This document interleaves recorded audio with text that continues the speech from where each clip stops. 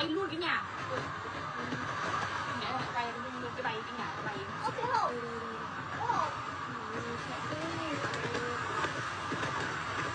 Ôi trời ơi. Ôi ôi. Ôi trời. Cái gì ấy? Ôi không biết cái gì luôn. Ôi này. Vào trong nhà. Ôi ôi. Ui là bay vào kính là vỡ đấy. Đây mẹ con mình hơi tủ lạnh ra cái chỗ này đi. Chẳng đâu được tí nào hay tí đấy. Đỡ Dậy cái cánh cửa ấy. đi.